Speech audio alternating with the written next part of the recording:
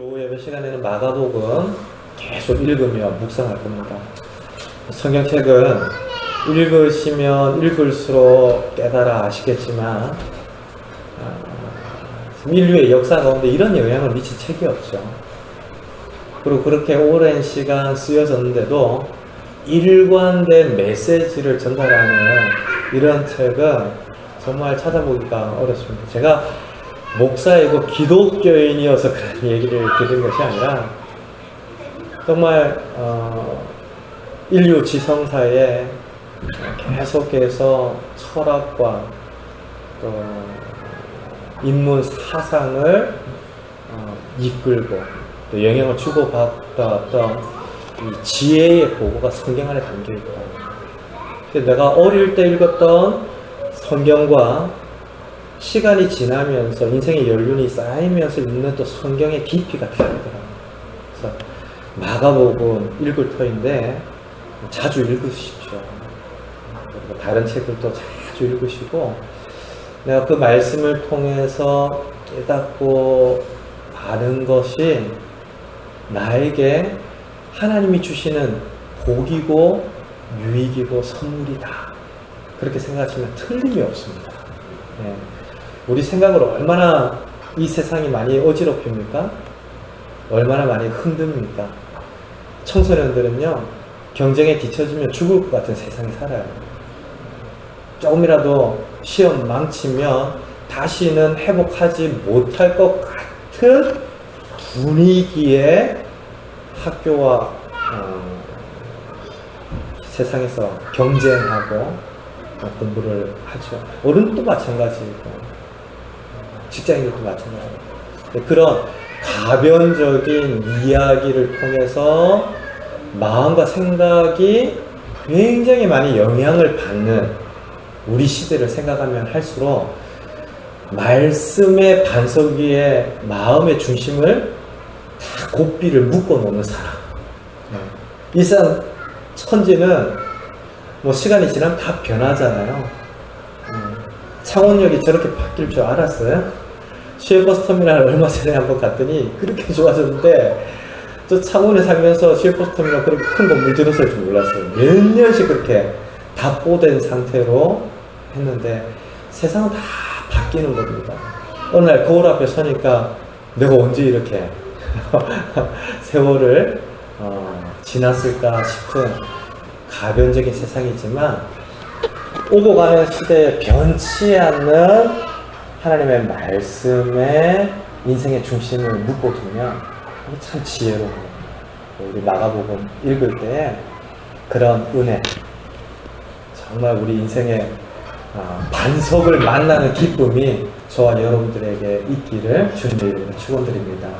우리가 지난주에 예수님께서 세례를 받으신 것을 보았잖아요. 죄가 없으신 예수님께서 세례를 받으시고 물에서 올라오시는데 하나님께서 너무 기뻐하셨죠. 하늘이 열렸다. 그리고 소리가 나서 음성이 들리는데 이는 내 사랑하는 아들이여 내가 기뻐하는 자다. 예수님께서도 어떤 일을 하시기 전에 왕이 취임하는 대관식과 같은 그러니까 이스라엘 백성들이 왕을 세울 때 낭송했던 그 시편의 말씀을 인용해서 마가복음이 들려주는데 하나님께서 그렇게 예수님을 향해서 말씀하셨다는 거예요. 그러니까 우리도 좀 서로를 향해서 칭찬해보자. 자녀들을 향해서 축복해보자. 무엇이든지 그렇게 시작을 해보자 라고 했는데 어떻습니까? 지난주에 칭찬 많이 하셨습니까? 이 왼수 같은 뭐 이렇게 시작하신 건 아니죠? 예. 만약에 그렇게 시작하신다면 우리를 향해서 하나님께서 무슨 말씀을 하시겠습니까? 그렇게 많이 가르치고 말씀을 들려주고 은혜를 베풀어도 어긋나기를 좋아하는 우리들을 향해서 우리가 누군가에게 평소에 하는 방편대로 하자면 뭐라고 말씀하시겠습니까? 그런데도 우리를 향하여서 예수님을 향하여서 하셨던 그 말씀이 오늘날 자녀된 우리들을 향해서 하시는 말씀인 줄 믿습니다. 너는 내 사랑하는 아들이요 내가 기뻐하는 자로다. 저 여러분들이 하나님의 기쁨으로 예배하고 이 자리에 있는 것인데요. 그렇게 하나님이 인정하신 이후에 어떤 일이 있었다고 했습니까? 광야 시험이 있었어요. 연단이 있었습니다. 참 묘한 겁니다. 예배를 드리고 이번 한 주 동안 하나님 주실 은혜를 기대하면서 살아가는데 이 좋은 일들만 일어난다가 아니잖아요. 만약 그렇다고 하면 그게 진짜 위험한 거잖아요. 오늘 하나님의 뜻과 전혀 반대로 니느웨가 아닌 다시스로 가는데 마침 배를 만나는, 술술 풀려나가는 일을 통해서 깊은 침체에 빠지는 사람들도 있다라고 성경이 이야기를 해주는데, 진짜 하나님의 인정과 칭찬과 우리를 향한 사랑 안에서 뭔가 해봐야지 일을 시작하는 예수님께서 광야 시험부터 만났더라. 우리가 사실은 밑줄을 쳐놔야 돼요. 내가 진리를 따라서 살겠다 그러면 세상이 틀림없이 우리를 그냥 내버려 두지 않습니다. 어려움 가운데 있고 그 진리 때문에 받는 핍박들이 뒤따릅니다. 그리고 우리 상처받아요. 그래야만 하나님께서 여전히 찾으시는 악독이 가득한 니느웨와 같은 사람들, 여전히 상처받은 사람들, 의인이 아니라 죄인 중에 있는 사람들을 우리도 품고 돕고 섬길 수 있는 존재가 되기 때문입니다. 그러니까 나한테 시험이 있다 그러면 하나님이 나를 진짜 사랑하시는 거구나, 나를 연단시켜가는 거죠. 목자를 많이들 하시는데요, 구역장이죠. 근데 한번 구역을 맡았다 하면 배가를 시키는, 5명을 맡았는데 10명 만들고 10명 맡았는데 20명 만들어요. 한 번도 실패해보지 않은 구역장은 목회자 입장에서 굉장히 겁이 납니다. 그러다가 몇천 명 되었을 때 얼마든지 거꾸로 뜯을 수 있습니다. 근데 5명이든 10명이든 진짜 사람을 섬기는 일이 내 힘으로 되는 것이 아니구나라는 걸 처절하게 실패해 본 사람. 그렇죠? 내가 가지고 있는 모든 방편으로 누군가를 돕고 싶은데 목장 하나도, 구역장 하나도 내 힘으로 참 하기가 어렵구나. 여건과 환경에서도 변수들이 생기고 내 마음에 어지러움들이 찾아오고 안 되는구나. 그래서 그 좌절과 실패를 맛보고 기도하기 시작하는 그 구역장, 목장, 그분이 진짜 하나님이 사용하실 만한 준비가 된 사람입니다. 그래서 예수님께서 공생애를 시작하시기 전에 성경이 광야 시험부터 들려주고 있다, 보여주고 있다. 이거는 틀림없구나. 우리도 또 그렇게 쓰여집니다. 오늘 우리가 읽었던 말씀은 그 이후에 나타나는 말씀인데요, 충격적이죠. 요한이 잡혔습니다. 14절 보세요. 요한이 잡힌 후 예수께서 갈릴리에 오셔서 하나님의 복음을 전파한다. 요한이 잡혔어요. 이것은 굉장히 우리에게 중요한 도전인데요, 오늘날 내가 믿음 생활을 하기 때문에 잡히는 경우는 일부 지역을 제외하고는 극히 드뭅니다. 북한이라든지 제3세계라든지 이슬람 국가와 같이 이 기독교를 전하는 것을 금지하는, 국가가 금지하는 지역을 제외하고는 사로잡히는 경우는 드물어요. 하지만 내가 진리와 믿음 생활을 한다, 그럼 반드시 만나는 일들이 광야 시험 같은 것도 있고 요한이 사로잡히는 것 같은 핍박도 있습니다.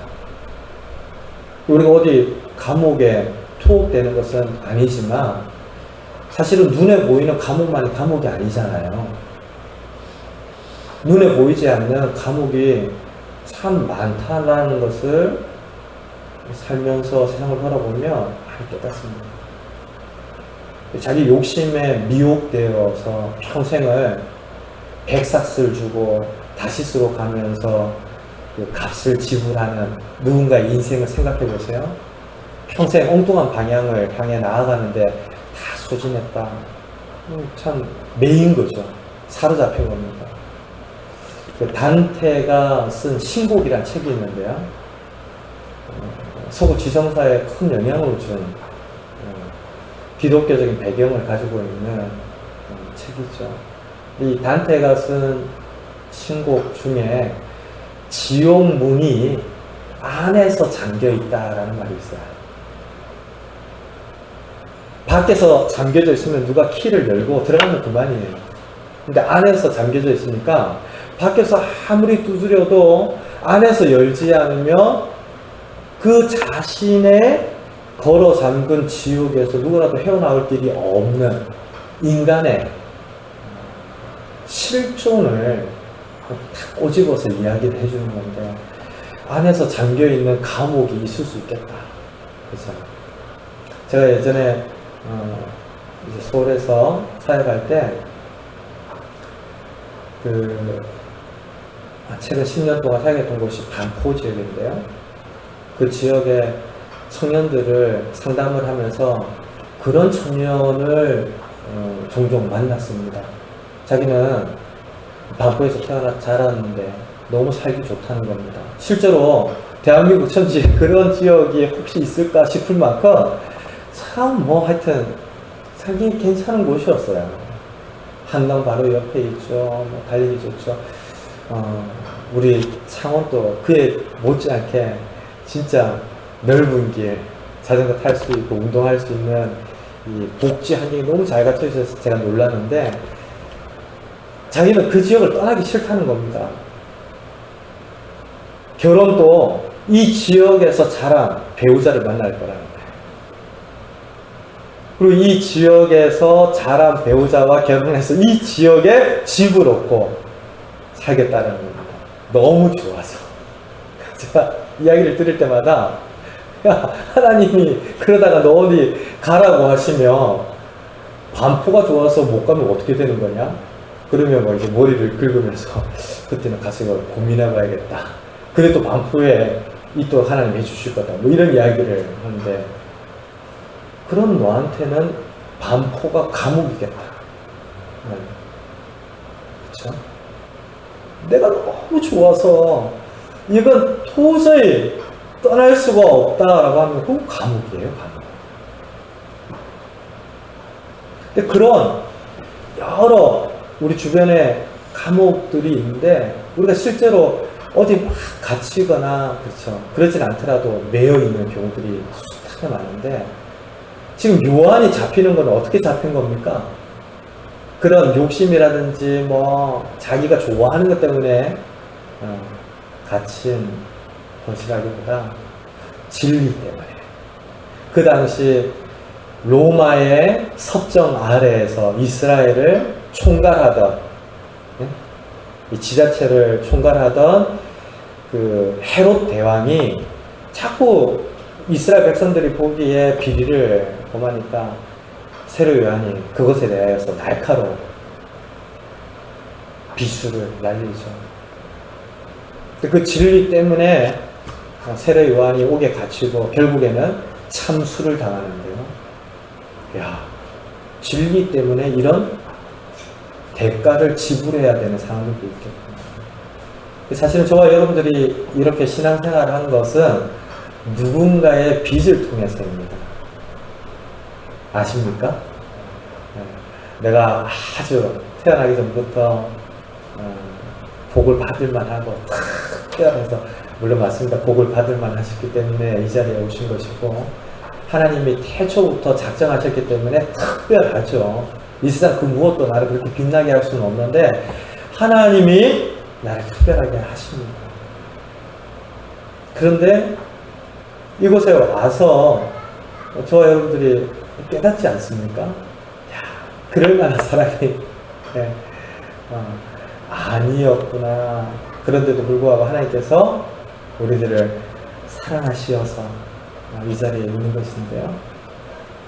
요한이 이렇게 잡혔다, 투옥되었다, 그리고 진리로 인해서 대가를 지불했다 라는 것을 생각하면 나도 이렇게 특별해지는 데는 누군가가 잡혔었구나, 누군가가 죽었었구나.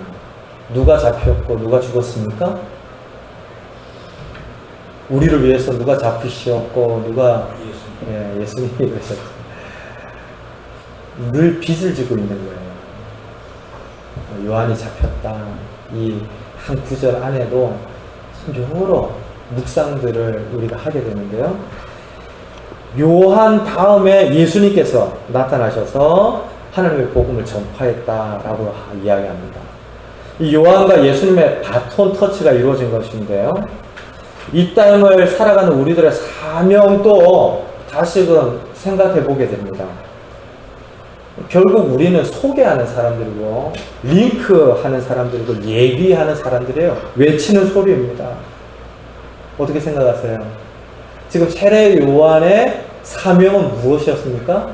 세례 요한 자신의 이름을 높이는 것이었습니까? 아니죠. 예수님이 오시도록 예비하는 자였습니다.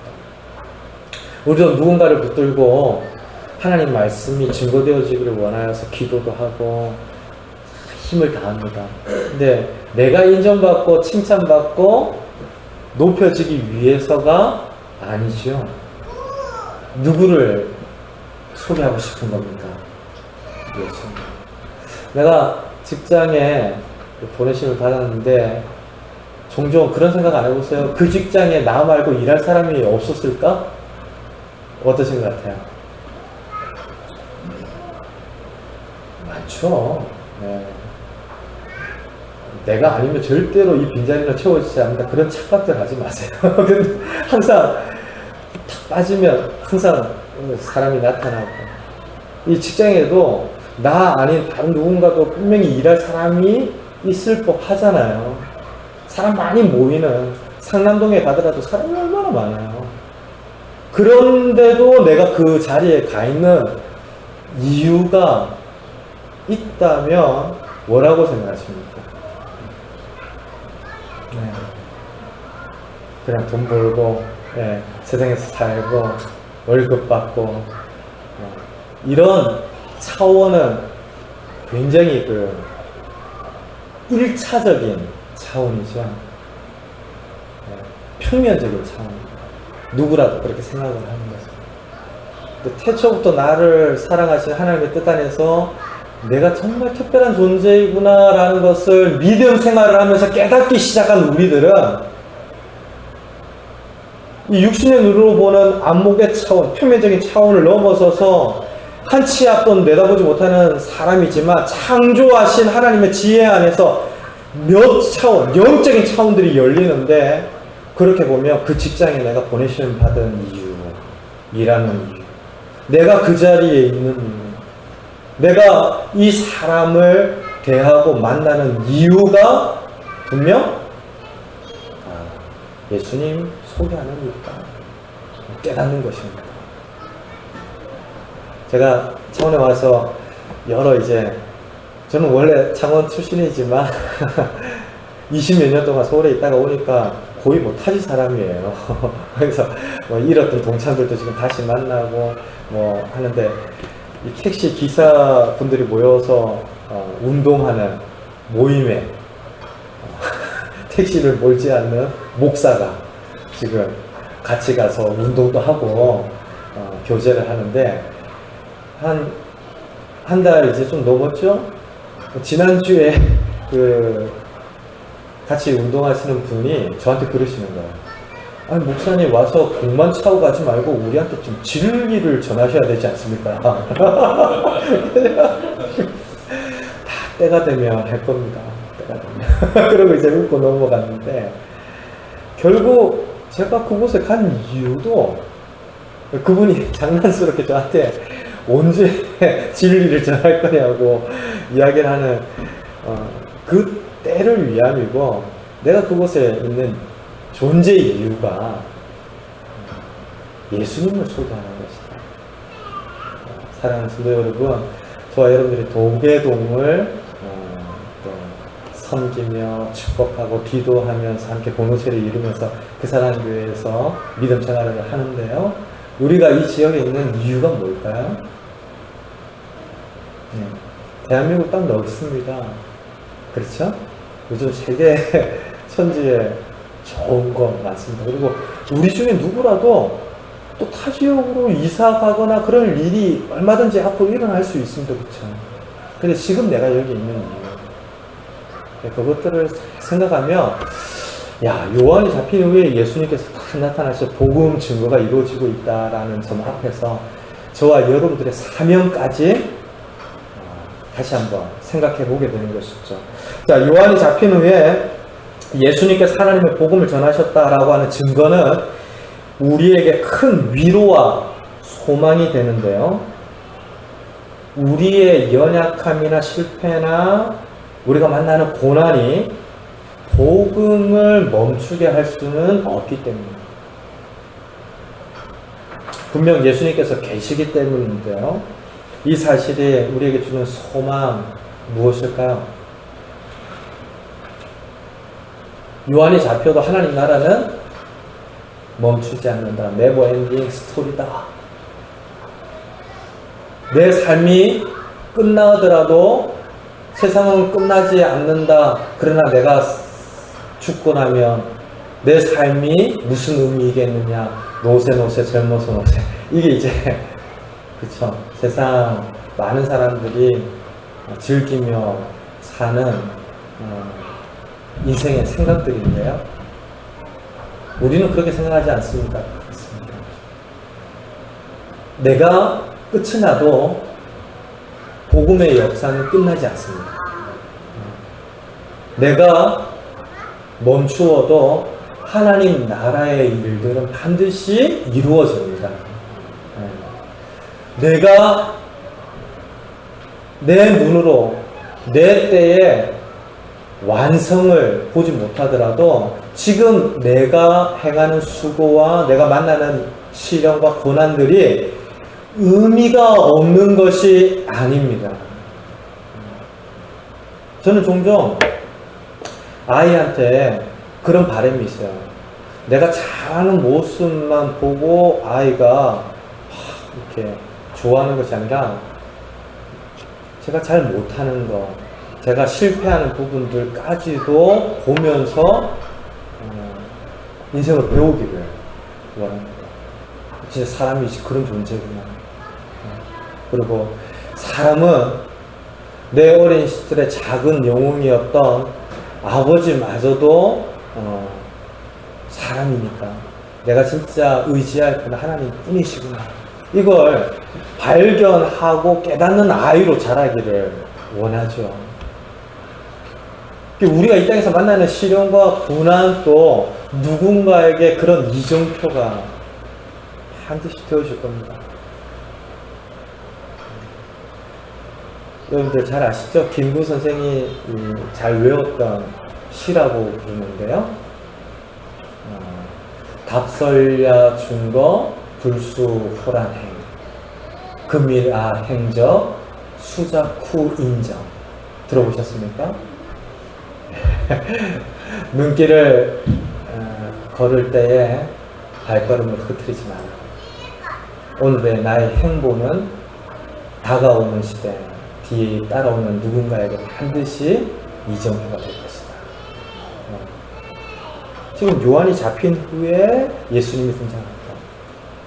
요한이 잡힌 이후에 이제 풀려나지를 못해요. 참수를 당합니다. 요한의 생애가 끝나는 겁니다. 그런데도 하나님 나라의 역사가 진보하고 있다라는 것을 말씀을 통해서 깨달으면 내가 이 땅에서 내 삶이 다하여도 결코 그 복음 하나님 나라의 역사는 승리한다. 우리 그렇게 소망하고 기대하며 신앙생활을 하는 것이죠. 그것을 우리에게 이야기하는데요. 그래서 복된 소식입니다. 자, 예수님께서 증거하신 하나님의 복음, 그 내용이 뭡니까? 15절 보세요. 우리 같이 한번 읽을까요? 15절. 이르시되 때가 찼고 하나님 나라가 가까웠으니 회개하고 복음을 믿으라 하시더라. 하나님의 복음을 전파하셨다라고 하는데 그 복음의 중요한 내용이 하나님 나라입니다. 우리가 종종 교회에서 이 복된 소식, 복음 그러면 예수님 믿고 제사함을 받았습니다. 구원받았습니다. 영원한 생명을 얻게 되었습니다. 라고 이제 배우고 고백하고 신앙생활을 해왔는데 예수님께서 실제적으로 말씀하신 복음의 복된 소식의 가장 핵심적인 내용은 하나님 나라예요. 우리가 이 땅을 살죠. 대한민국 아래에 있죠. 그리고 중국은 중국 아래에 속해 있죠. 근데 하나님 나라 백성이다라고 하는 것은 내가 이 땅에 분명 국적으로는 대한민국 사람이어도 진짜 본적은 어디라는 얘기입니까? 하나님 나라라는 얘기예요. 하나님께 속해 있다라는 것이죠. 그리고 하나님 나라에 속한 백성이니까 내 삶을, 내 인생을, 내 생각을, 내 비전과 내 미래를 다스리시는 분은 누구라고요? 하나님이라고 인정하고 하나님을 왕으로 주로 고백하며 사는 사람들. 예수님은 우리에게 그런 복음을 들려주고 원했습니다. 그러니까 우리가 어렸을 때 배우면서 그냥 죽어서만 가는 천국, 막연한 어떤 나라 이런 차원의 메시지를 우리에게 들려주시기를 원한 것이 아니라 물론 그런 것도 포함되어 있지만 오늘 내가 살아서 누리는 기쁨, 내 인생의 만족, 평안, 그리고 지금 나에게 주어져 있는 천국, 이것을 깨닫고 살아가도록 우리 주님께서 가르치기를 원하셨다는 겁니다. 사람에 대한 두려움이나 실패와 좌절에 대한 염려나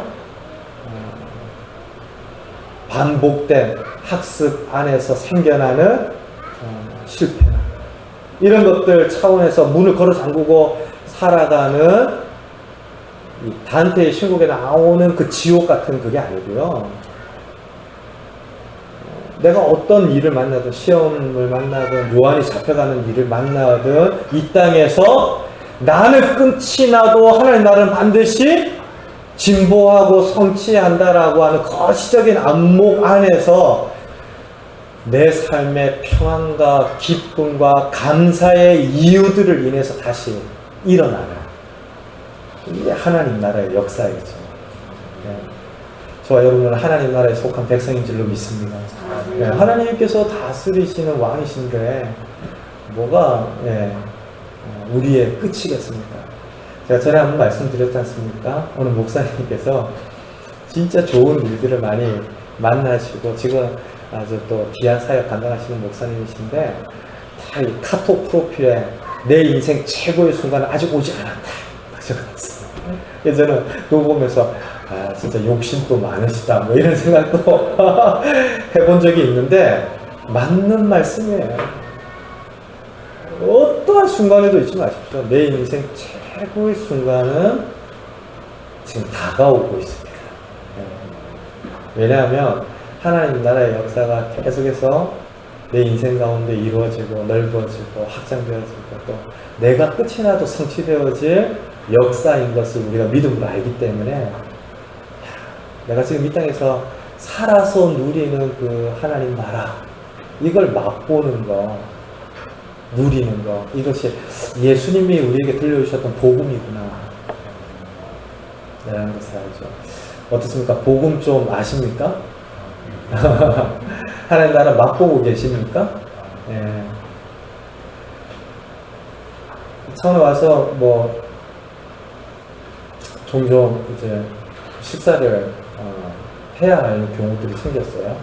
뭐 예전에 같이 사역하던 분들도 오시고 또 앞으로도 손님이 왔다 갔다 하실 터인데 누군가를 만나면 그래도 맛있게 음식을 잡수시고 기분 좋아할 만한 그런 식당이 어디 있을까 수소문하는 거 목회자가 반드시 해야 될 일입니다. 돈을 내고 갔는데 맛이 없어요. 그러면 나도 기분 나쁘고 상대도 기분 완전히 나쁘게 하는 거예요. 그래서 뭐 수소문도 하고 여쭙기도 하고 가서 직접 맛보기도 하는데, 뭐 제가 직접적으로 그 실명을 이야기하지 않는다고 뭐 실망하거나 그러지 마십시오. 제가 홍보를 해서는 안 되기 때문에. 저기 중동에 어디가 괜찮아 보이더라고요. 괜찮아 보여. 그리고 또 검색을 하니까 괜찮다고 막 글이 막 올라와 있어요. 그런데 한 2달 동안 안 갔습니다. 매번 지날 때마다, 그리고 제가 이제 도서관에 책을 빌리고 종종 갔다 오고 할 때마다 보는데, 저기가 맛있다는데 안 들어가고 지나치는 거예요. 근데 진짜 한번 가봤어요. 맛있더라고요. 좋더라고요. 우리 신앙생활이 그렇게 맛있다는데 이야기를 듣고 그걸 경험해보니까 그렇게 좋다는데 라는 많은 신앙의 선배들의 이야기가 담긴 성경을 보고 듣고 하는데도 나는 맛을 못 보고 있어. 안타까운 거죠. 들어가보고 경험해봐야 합니다. 예수님은 하나님 나라가 가까이 왔으니 회개하고 복음을 믿으라. 그 하나님 나라로 초청하십니다. 들어와봐라고. 하나님께서 다스리시는 이 나라, 이 인생, 이 미래 가운데로 들어와 보라는 것입니다. 제가 예전에 말씀드렸잖아요. 그 학생 때, 중고등부 학생 때 뭐 사춘기들 지나고 그러니까 나는 왜 이렇게 키가 작나 이런 고민들. 뭐 요즘 아이들 왜 그렇게 큽니까?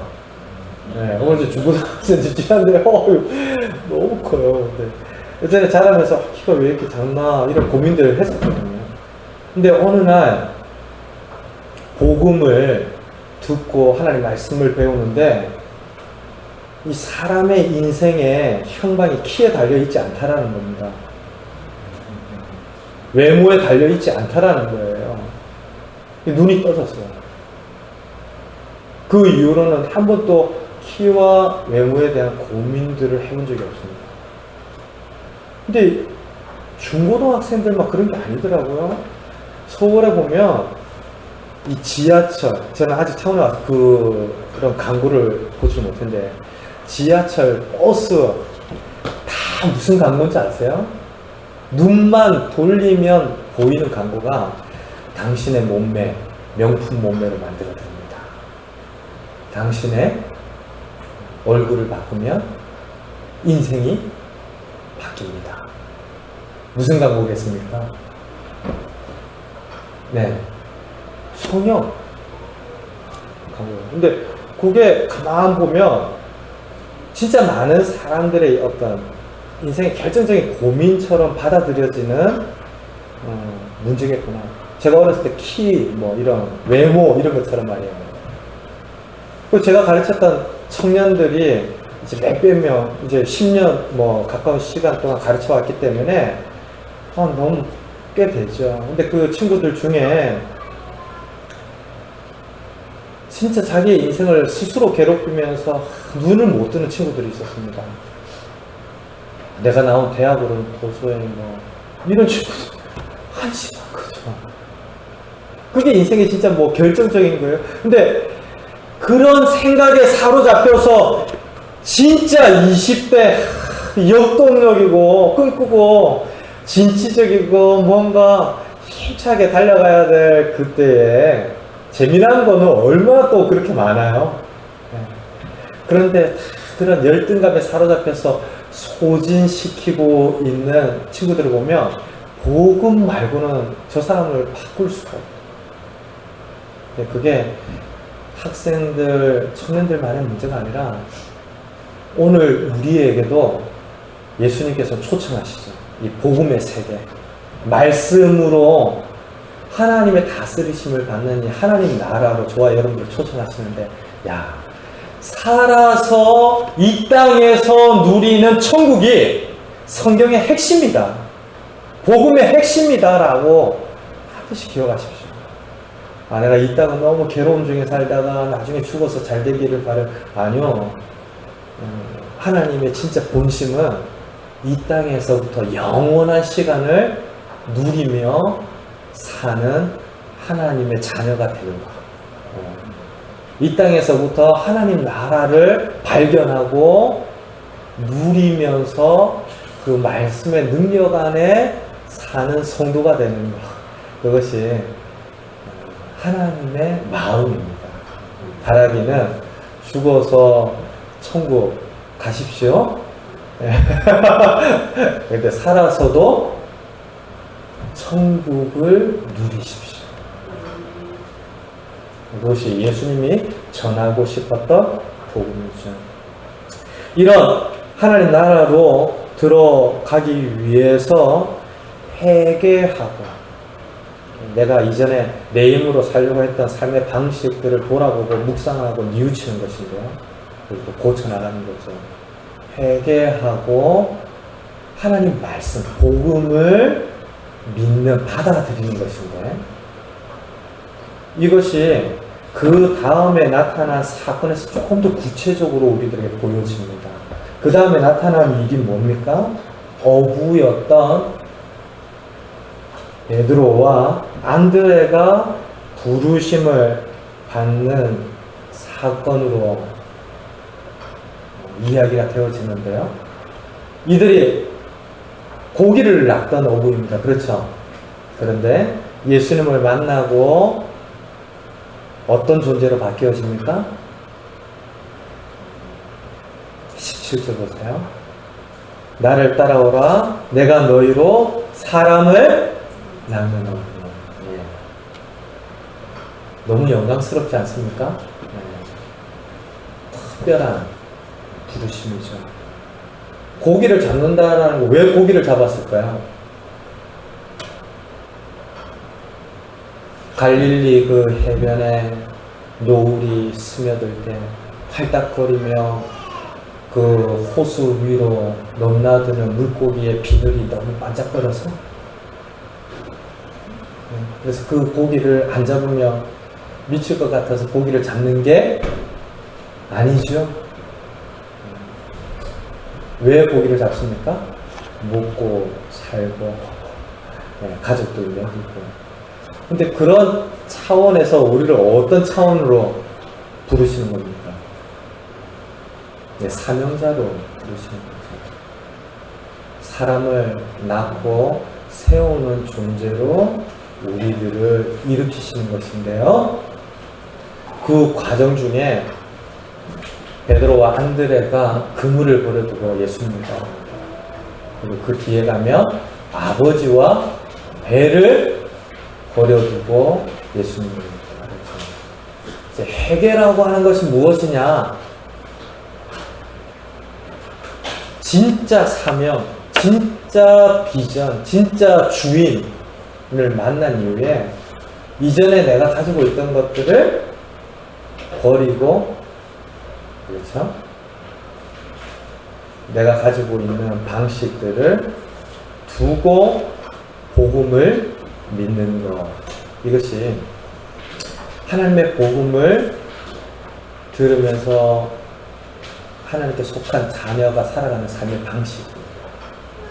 그러니까 베드로와 안드레를 부른 이야기가 나랑 무슨 상관인가?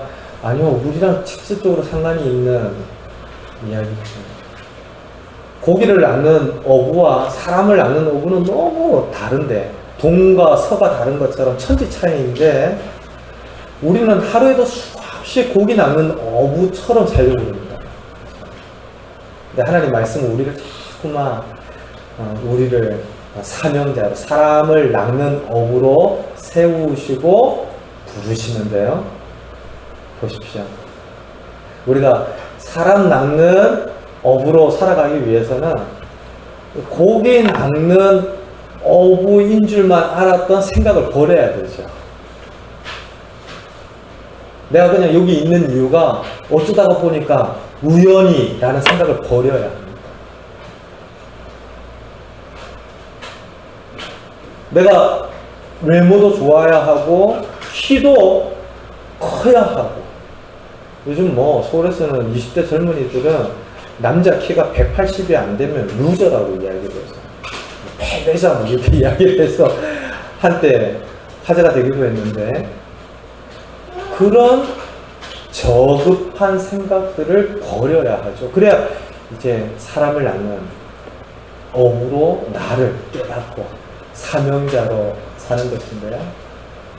이런 진짜 씨름 같은 일들이 베드로와 안드레에게만 일어난 것이 아니라 나에게도 일어납니다. 우리가 하나님의 나라를 누리고 하나님이 주인 대신 영광스러운 그 나라의 백성으로 이번 한 주의 삶을 경험하고 맛보고 누리기를 원한다 라고 하면 버릴 것을 버려야 돼요. 밥벌이를 위해서 꽉 움켜쥐어야 하는 그물을 베드로와 안드레가 버린 것처럼 우리도 무엇인가를 버려야 하는데, 당장 생업을 포기하자 이런 이야기 아닌 거 아시죠? 네.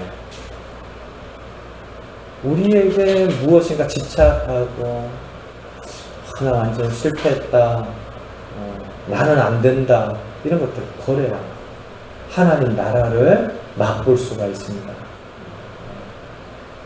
이게 처음에는 그물을 버린 이야기에서 시작했다가 나중에는 배도 버려요.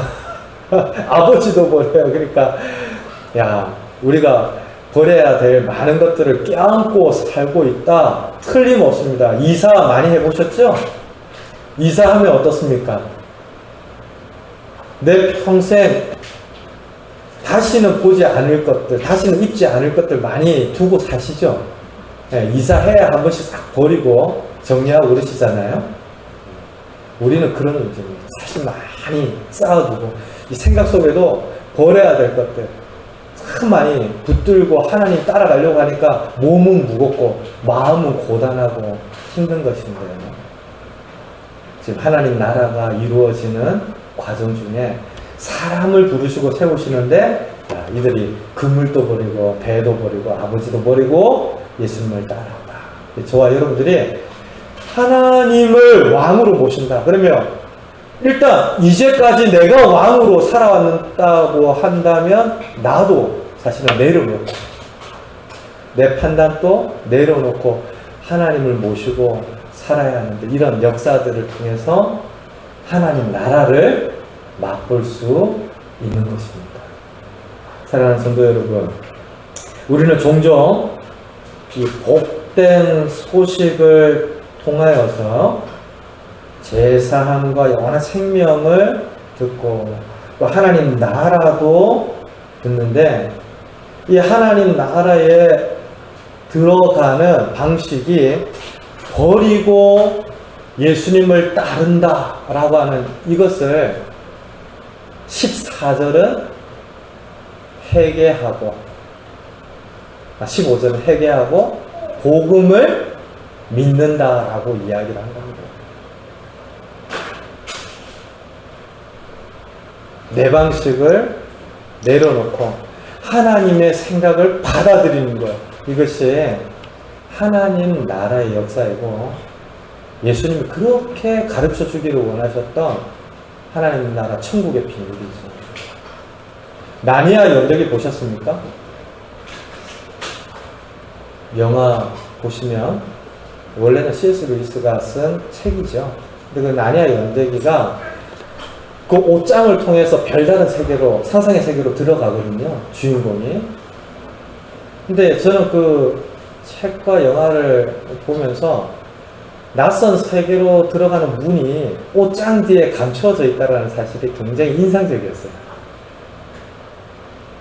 어떤 분은 진짜 가족들 눈에 피눈물 맺히게 하면서 살아왔대요. 그러다가 어느 날 아내가 한밤에 거실에 앉아서 뚝뚝 흘리는 눈물방울이 마치 엄청난 물방울처럼 보이면서 그 안에 이 아내도 있고 나도 있고 그런 경험을 하면서 삶을 돌이키는 계기가 되었다라고 이야기하더라고요. 그러니까 아내의 눈물방울 하나가 이전에는 전혀 깨닫지 못하는 전혀 새로운 세계로 들어가는 출입구 역할을 한 거예요. 나니아 연대기에서 옷장이 이야기하고 싶었던 것이 그런 면입니다. 근데 하나님 나라도 그런 옷장과 눈물 방울을 숱하게 우리에게 보여주는데 말씀이죠, 말씀. 내가 내 생각대로 편하게 살아왔고 익숙하게 살아왔는데 말씀을 부딪히잖아요.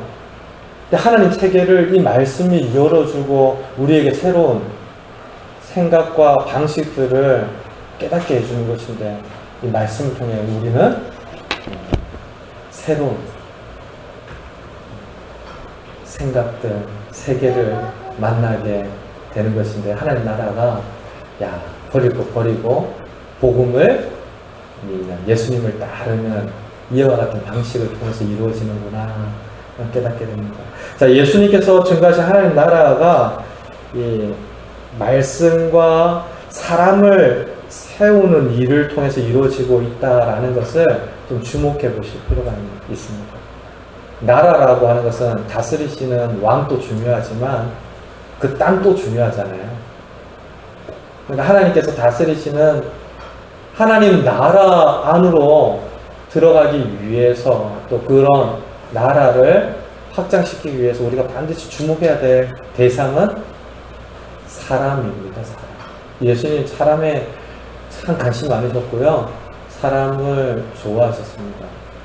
저는 그 사람 교회가 프로그램이 다양하고 교회가 많은 사람들로 인해서 부흥되고 성장하고 이런 차원도 마다하고 싶지는 않겠지만 진짜 중요한 가치는 사람이라고 생각해요. 사람을 세우라고 그래서 지금은 아니 보이지만 여기에서 목회자도 또 장로님도 집사님도 하나님 나라의 귀한 일꾼들이 세워져가고 또 몇십 년 뒤에 어떤 개척교회를 묵묵히 가서 섬길 그런 일꾼들도 우리 그 사랑교회를 통해서 세워질 수 있다면 얼마나 영광스러운가. 결국 하나님 나라가 사랑과 관계된 사역이다라는 것을 생각하면서 막 교회에 옳고 바르고 안 좋고 이런 것 때문에 사람을 많이 잃으면서 신앙생활을 하는 경우들이 있는데 우리는 꼭 서로를 돌보고 사랑하면서 하나님 나라를 함께 이루어가는 은혜가 있기를 주님의 이름으로 축원드립니다. 네. 그렇게 역사가 이루어져 가면서 사람 낳는 어부가 되고 제자들이 그렇게 부르심을 받는데요. 마가복음 보니까 독특한 표현이 있어요.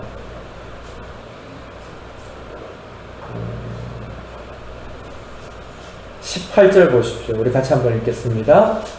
곧 그물을 버려두고 따르리라.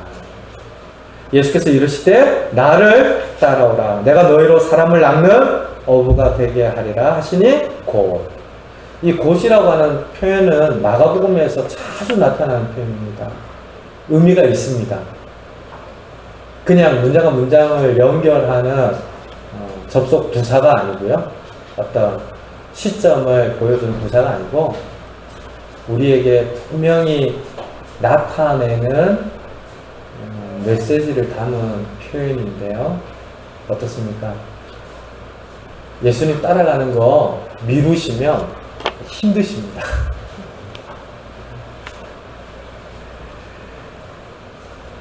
미루면 사람은 어리석어집니다. 더 약해지고 그럴 수밖에 없습니다. 오늘 요나서를 통해서 보는 게 그런 거잖아요. 하나님의 뜻을 등지면 등질수록 계속 내려가고 내려갔다. 성경이 이야기하는 인간의 실존입니다. 우리가 무슨 수로 나는 사람이 아니에요 뭐 이렇게 하고 싶은 건 아니시잖아요. 이 성경이 하나님이 이야기하는 사람이 그런 실존입니다.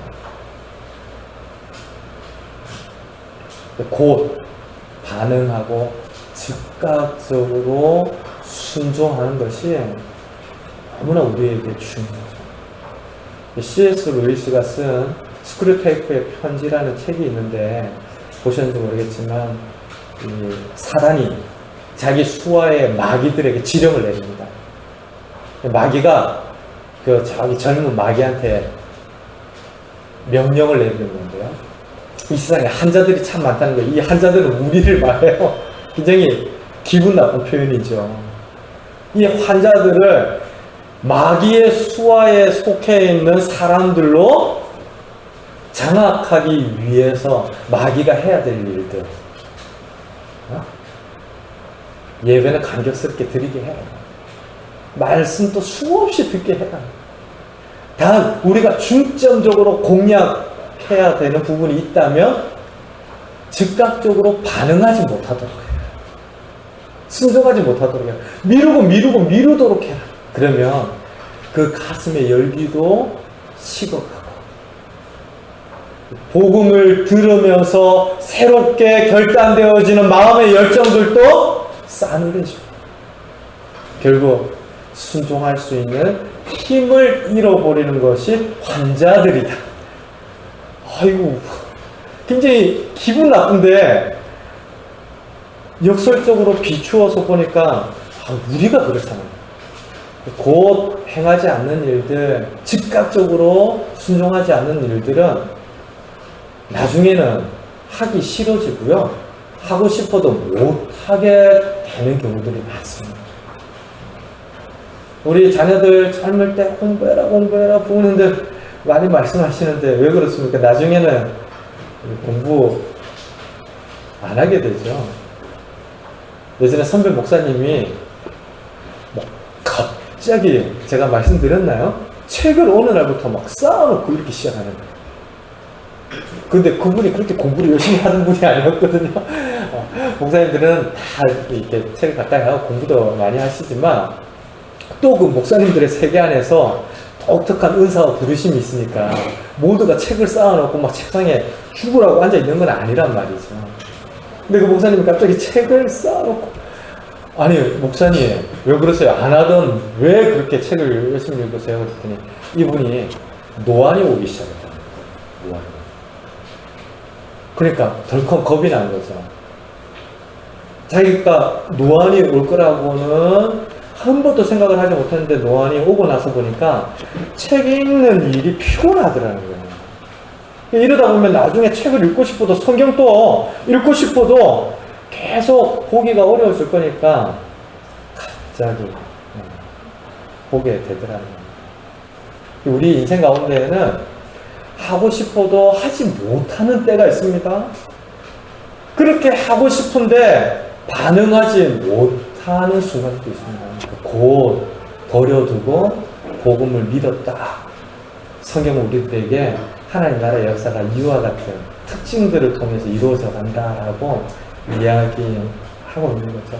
사랑하는 성도 여러분, 예수님께서 때가 찼다라고 말씀하시는데 이 때는 시간입니다. 근데 헬라어로 시간을 나타내는 표현이 두 가지인데 크로노스라고 하는 표현이 있어요. 크로노스는 시간, 흘러가는 연대기적인 시간입니다. 달력의 시간들이죠.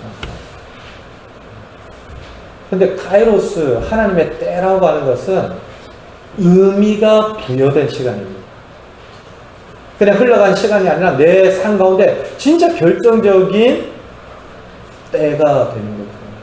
내 삶을 손도대체 바꾸어 놓았던 그 아내의 눈물방울을 보거나 너무 일상적인 생활의 공간이었는데 야, 이런 놀라운 하나님 나라의 역사가 있구나라는 것을 들어가며 누리게 된 옷장 같은 시간이 카이로스입니다.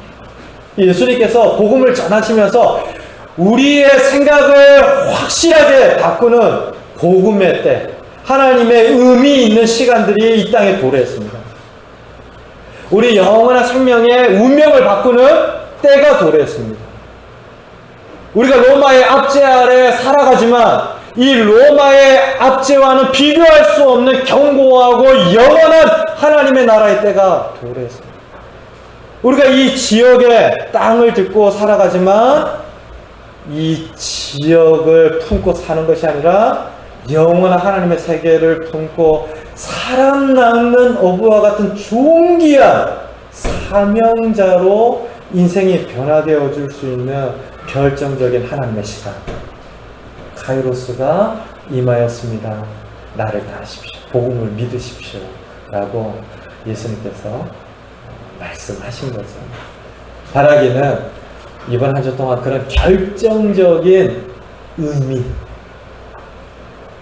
우리를 영원하고 존귀하게 바꾸시고 만지시는 하나님의 그 특별한 역사가 저와 여러분들의 한 주의 시간 가운데 허락되어지기를, 그리고 발견되어지기를, 누려지고 맛보아 알아가는 감사와 기쁨이 저와 여러분들의 삶 가운데 넘치기를 주님의 이름으로 축원드립니다. 우리 같이 기도하겠습니다.